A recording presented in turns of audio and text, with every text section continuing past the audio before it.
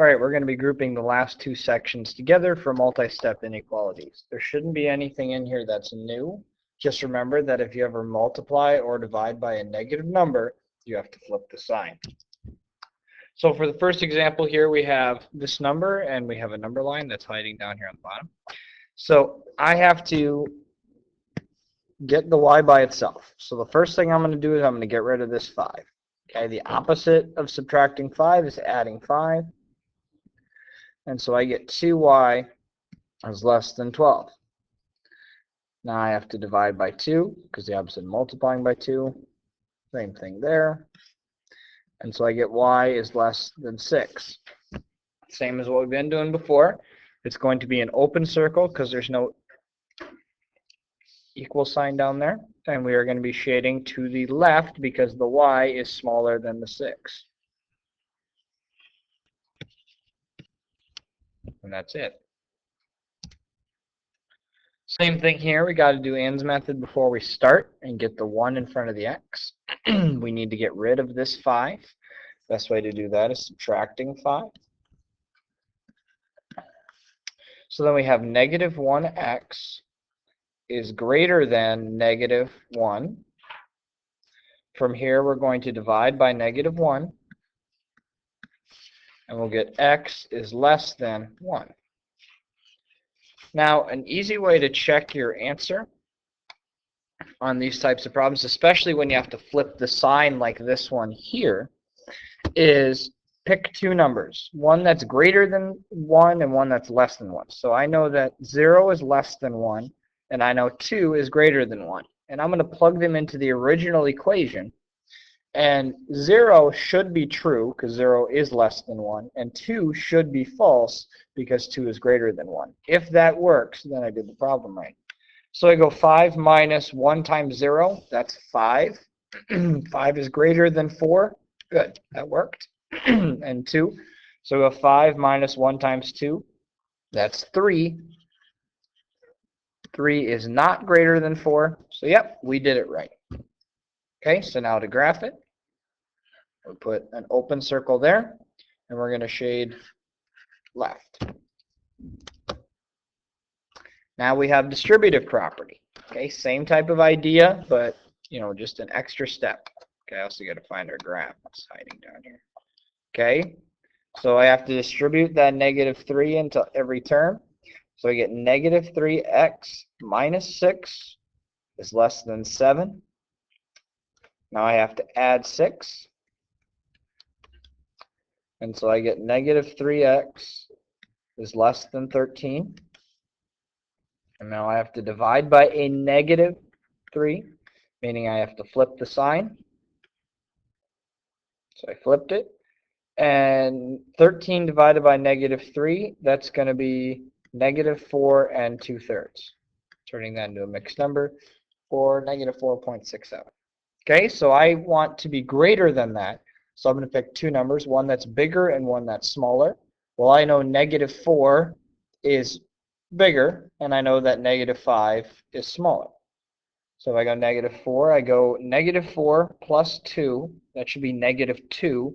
Negative 3 times negative 2 is 6. 6 is less than 7. That's good.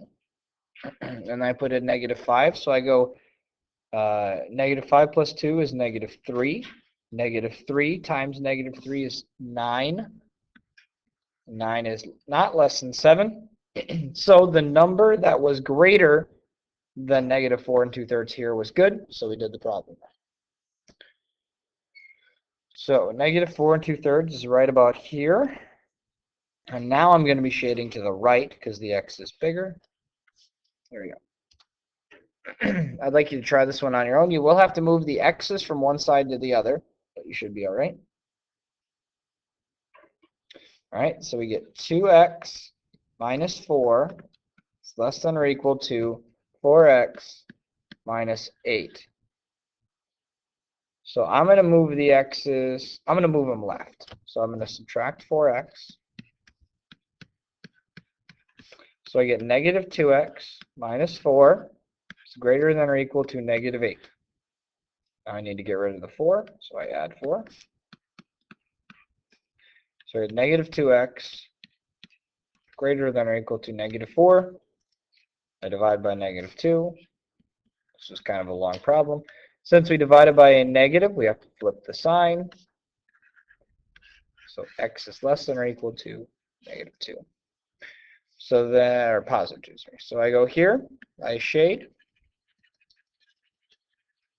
And now x is smaller than that, so I'm going to shade left.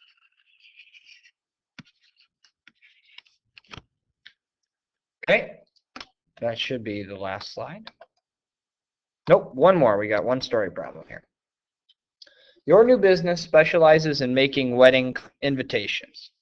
To hire your business, it costs $1,000 or $100 up front, and then each invitation that you make costs 25 cents. How many invitations would it take for your business to get paid $1,000 or more? Okay.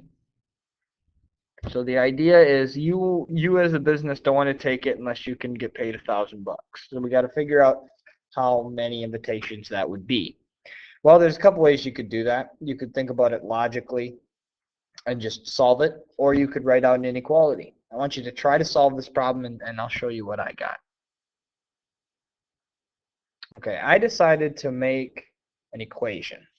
So I know that y equals mx plus b form is kind of where all of our equations come from, and b is our starting value. Well, I know that to hire the business, it costs $100 is my starting number. So I'm going to put that for my b value. Each invitation costs 25 cents, or 25 cents per invitation. Sounds a lot like slope. So I'm going to go 0.25 because it's cents, x plus 100.